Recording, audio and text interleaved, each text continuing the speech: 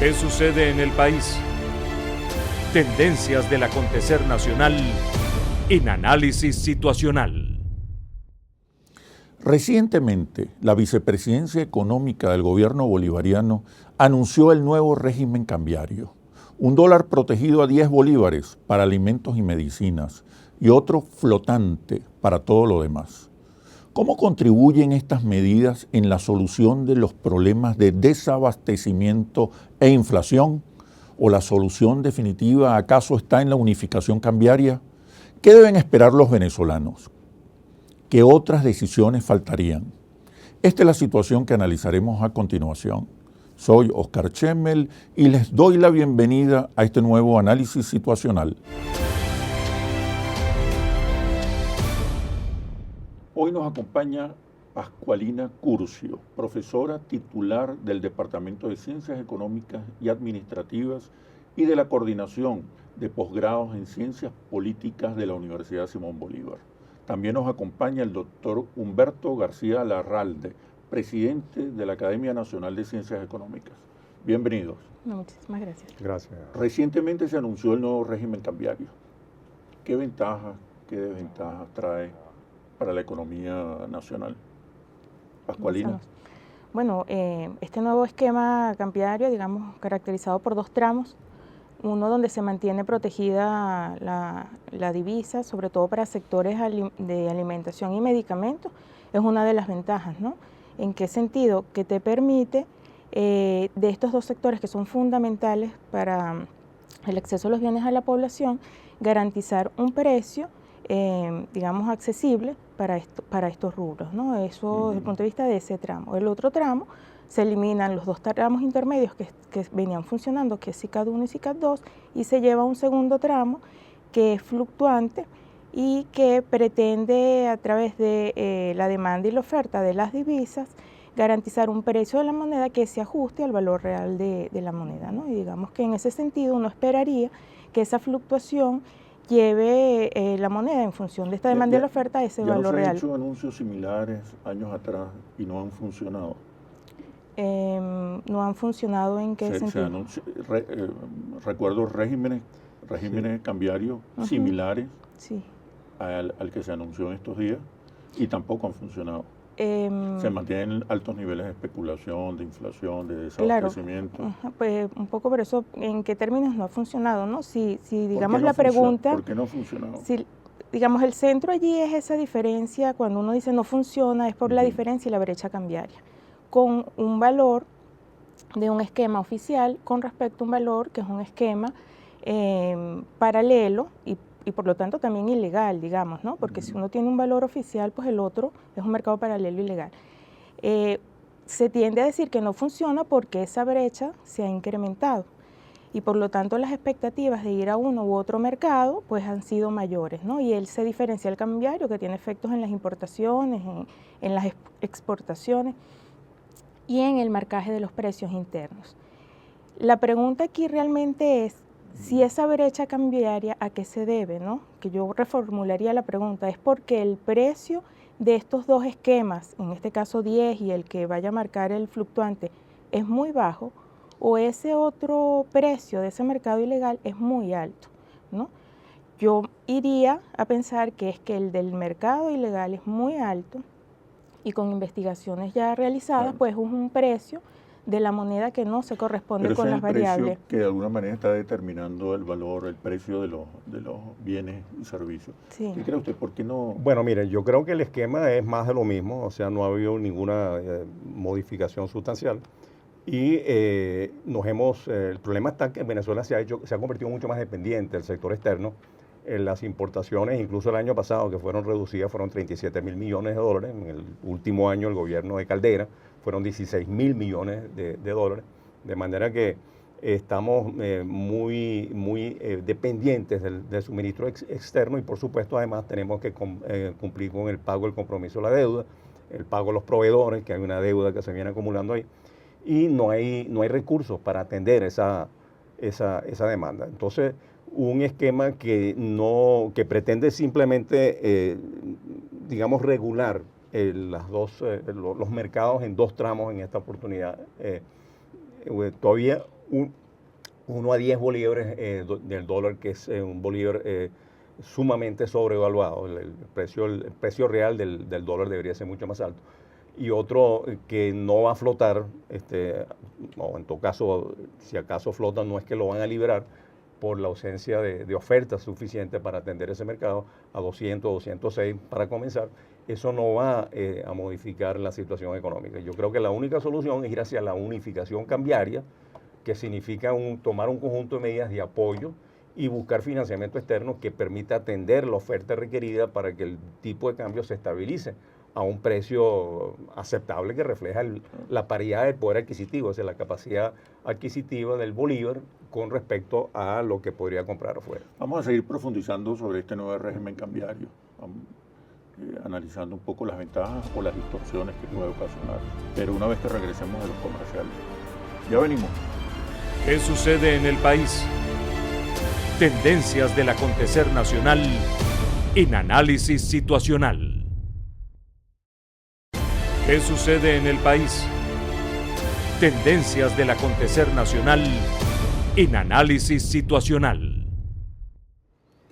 Pascualina, ¿qué hay que hacer para que este nuevo régimen cambiario funcione?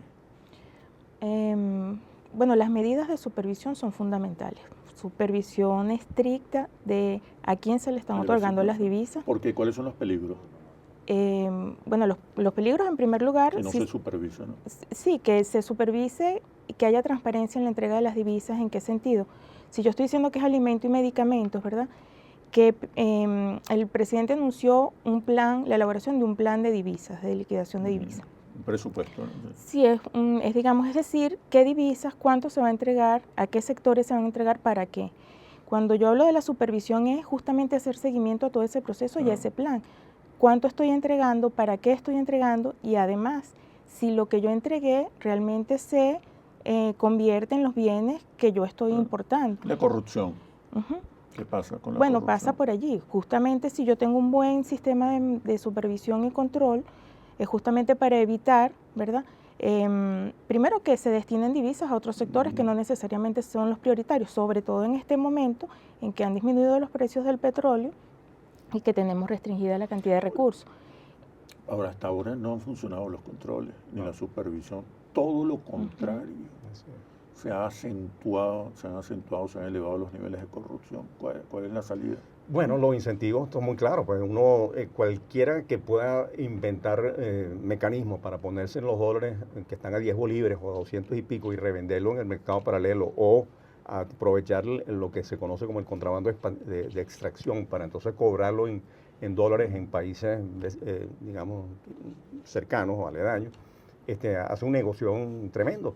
Entonces, no hay manera que se elimine la propensión, la tentación a la corrupción con esos diferenciales tan grandes. Entonces, el esquema no puede ser uno basado en controles. Hay que ir a... Ningún país de América Latina tiene controles de cambio y han logrado estabilizar su moneda en torno a niveles, digamos, que no fluctúan mucho, con inflaciones muy bajas, menos del 10%. El único país con control en América Latina es Venezuela, y Venezuela tiene este esquema disparatado, terrible, que lo que hace es fomentar la corrupción y no atiende las necesidades internas de importación, y por supuesto tiene la inflación más alta no solamente de América Latina, sino del mundo. ¿Qué hacer entonces si no funcionan los controles? ¿Hay otra alternativa? Claro, la otra opción es liberar, ¿verdad? ¿Cuál es el punto, no? Y hay que, ¿Cuáles son los riesgos, las amenazas de una liberación? Nosotros en décadas pasadas la economía ha vivido incluso esquemas donde no ha habido controles y hemos tenido fuga de capitales de divisas, por la vía de las divisas importante. Lo que pasa es que además Venezuela tiene una característica muy particular. Nosotros somos país rentista. La mayoría de los ingresos en divisas de nuestro país proviene de la renta petrolera, que es una renta, digamos, no se produce internamente, ¿verdad? El precio se marca internacionalmente. Por lo tanto, el Estado propietario de la renta petrolera es quien administra esas divisas. Aquí no es que las empresas privadas produjeron y exportaron y esas divisas las traen las empresas privadas. En su mayoría esa renta proviene del hecho de que tenemos petróleo y son recursos de todos los venezolanos, que los administra el Estado. Por lo tanto, el control, digamos, es un mecanismo de esa administración. El Estado lo que hace como Estado propietario de la renta y administrador es es de alguna forma dar una encomienda a estas empresas, ¿verdad? Yo no estoy en el negocio de medicamentos, diría la empresa, el Estado. Usted que sabe de medicamentos, aquí están las divisas con un valor protegido para que usted, estas divisas que son de todos los venezolanos, le traiga los medicamentos a los venezolanos. No sé si se entiende. Tenemos una característica muy particular, ¿no? En ese economía a veces tema. hay que ser más pragmático. Sí, ¿no? mira, hay que decir también lo siguiente, desde que se instrumentó el control de cambio en el año 2003, febrero de 2003, se han escapado por la cuenta financiera y de errores y omisiones, la balanza de pago, más de 11 veces la cantidad de divisas que se fugaron del país en los 40 años anteriores. ¿Eso equivale a? Bueno, esos son 180 mil millones de dólares más o menos, por esas dos cuentas en esos, llamamos casi 14 años de control de cambio. Y estamos hablando de la comparación con los 40 años anteriores, de eso que llaman Cuarta República, bueno, o punto fijismo, lo que ustedes quisieran utilizar como término. De manera que los controles absolutamente son una solución. La tesis o la palabra clave aquí es confianza. O sea, aquí se van a fugar capitales si no hay confianza. ¿Y qué significa confianza? Que significa crear condiciones favorables para que la actividad económica se desenvuelva, para que tenga sentido invertir acá, para que tenga sentido guardar los reales en Venezuela, para que haya instrumentos financieros que compitan con los instrumentos afuera y por supuesto que se controle la inflación, porque frente a la inflación desbordada cualquiera corre a poner sus ahorros o sus activos en dólares porque teme que va a perder la capacidad adquisitiva de lo que ha ahorrado. La disyuntiva está entonces entre controles y confianza. Sí, y supervisión. Yo creo que también pasa Deben por mantenerse, fortalecer los mecanismos de supervisión, con controles y sin controles. Con este nuevo régimen cambiario, ¿qué puede esperar la población en cuanto a los niveles de inflación y desabastecimiento? ¿Qué es lo que preocupa a la mayoría de los venezolanos? Sí, bueno, ahí son varios aspectos, ¿no? Es como sin duda la inflación y el comportamiento de los precios está relacionado con el valor de la moneda, sobre todo en nuestra economía, que somos un país donde gran parte de lo que consumimos como bienes finales o para la producción es importado. En el momento en que muchos de esos bienes son importados, en la estructura de costos de las empresas, el valor de referencia de la divisa es importante. ¿Okay? Por eso es que el valor de la moneda tiene un peso importante en los precios internos de nuestra economía.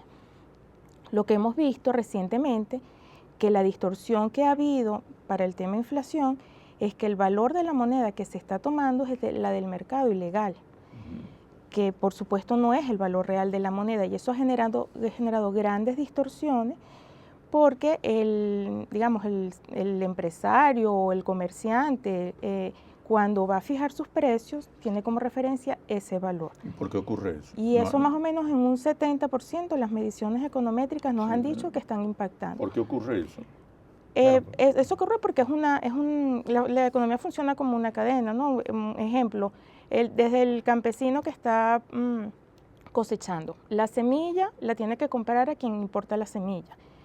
El que importa la semilla puede ser que le diga la semilla te cuesta lo que a mí me costó a 6.30, pero si no es así y se lo coloca al precio del mercado ilegal, pues el precio de la semilla es otro y él lo tiene que incorporar en sus costos. Si además tiene un camión, por ejemplo, y tiene que transportar y se le daña el camión y tiene que comprar un repuesto, digamos que es toda una cadena, el precio final de ese producto va a estar en referencia al valor. La economía entonces las ganancias, los precios están dolarizados. Ahí el problema está en el valor de reposición de los activos. Es decir, un comerciante, un empresario que importa insumos, los procesa, vende, o un comerciante que importa para revender también, tiene que reponer los activos, lo que importó.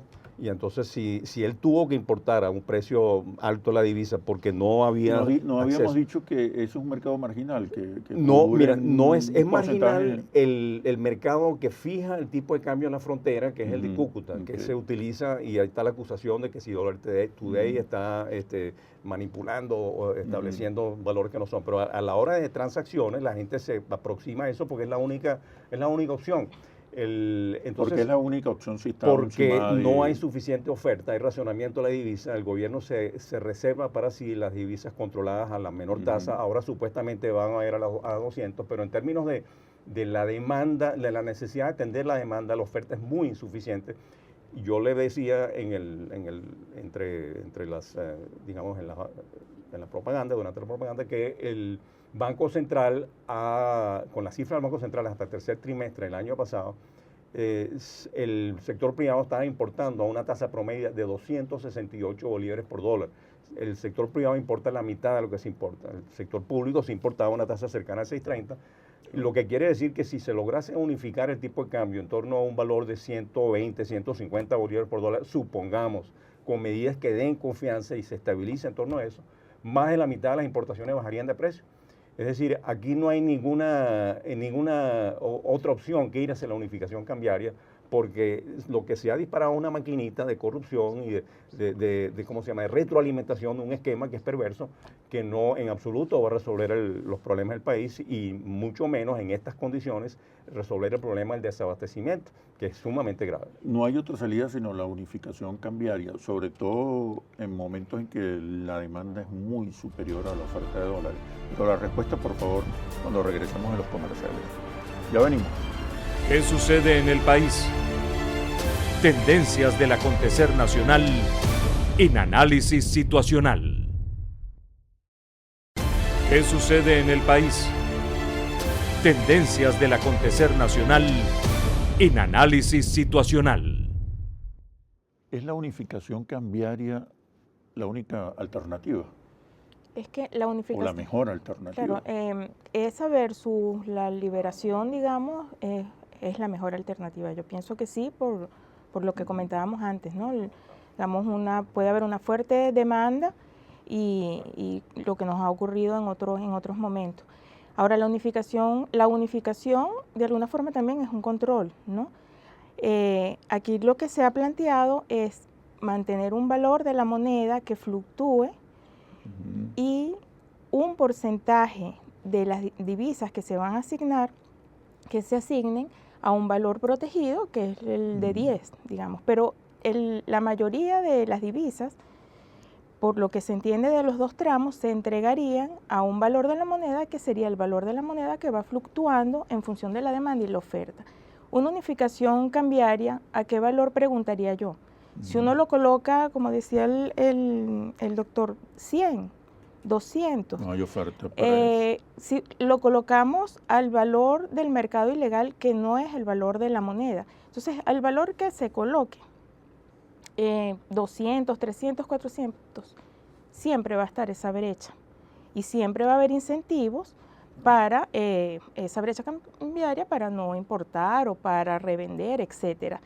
Por eso decía al inicio que el problema no es el valor que se está fijando, sea 10 o el que quede en definitiva cuando fluctúe, si es que arranca de 200, 206. El problema es ese mercado paralelo, ilegal, que está marcando el valor de una moneda que no es real, que corresponde a un mercado marginal, porque la mayoría de las transacciones de divisas se dan entre el Estado y el sector privado, con los distintos esquemas, y que este mercado ilegal está marcando un valor de la moneda que está ampliando la brecha sin criterio económico y que además, que es uno de los principales problemas, tiene un gran efecto sobre los precios internos y sobre la inflación. Bueno, hay que buscar financiamiento externo. Esa es la clave. Sí, eso es clave. La oferta. Y tomar las medidas que restablezcan la confianza. La confianza no se decreta, no es una cosa mágica, tiene que ver con medidas que, por un lado, controlen la inflación, eliminen el financiamiento monetario del Banco Central al déficit del sector público, que liberen controles y regulaciones que impiden que el sector privado responda ante las oportunidades que le abre, en este caso, la unificación cambiaria, y logre estabilizar el tipo de cambio al valor que llamamos los economistas real de equilibrio, el tipo de cambio real de equilibrio que equipara el poder de compra interno del bolívar con el poder de compra que tendría fuera convertido en divisa. Entonces, el problema está dónde conseguir el financiamiento externo, hacia dónde ir. Los precios del petróleo lamentablemente no tienen perspectivas de que van a aumentar en el futuro inmediato. Entonces hay que ir a un financiamiento externo y promover progresivamente exportaciones, nuevas fuentes de divisas, atraer inversiones extranjeras y lograr entonces que haya confianza en que los venezolanos mantengan sus recursos en bolívares, cosa que significa, por supuesto, un conjunto de medidas muy coherentes y un equipo económico que respalde esas medidas que también sea respetado. Entonces no hay respuestas inmediatas para resolver el problema de la inflación y el desabastecimiento? Porque me planteas una ruta que Sí, lleva tiempo. este año no hay, pero les recuerdo que las cifras del Banco Central hablan de tasas de importación promedias muy altas del sector privado. Estábamos hablando del tercer trimestre del año 2015, 268 bolívares por dólar. En el cuarto trimestre debió ser más alto. Ahorita lo que está importando el sector privado debe incluso hacerse a tasas promedias más altas todavía, de manera que hay que atajar eso cuanto antes. Y la unificación cambiaria es la única manera. ¿Qué es lo que pasa? Que la demanda sobrepasa la oferta y tienen necesariamente que acudir a tasas muy superiores para suplir el mercado interno, y eso tiene consecuencias desde luego en los costos y en los precios de los bienes que se consumen internamente. Bueno, queda abierto el debate. Esto es una discusión casi interminable. Muchísimas gracias por estar aquí en Análisis Situacional. Y ahora las conclusiones. Hay 3 factores fundamentales que deben acompañar una acertada implementación de cualquier régimen cambiario. 1. Establecer una supervisión rigurosa y transparente sobre el destino de las divisas para evitar la corrupción. 2. Generar un clima de confianza que promueva la inversión extranjera y la permanencia del capital nacional. 3. Estabilizar y proteger el verdadero valor de nuestra moneda. Así culmina este análisis situacional. Los invito a seguirnos por nuestras redes sociales @interlaces y @asituacional, o visítenos en nuestra página web interlaces.com. Soy Oscar Chemmel y los espero en un próximo análisis situacional. Hasta pronto. ¿Qué sucede en el país? Tendencias del acontecer nacional en Análisis Situacional.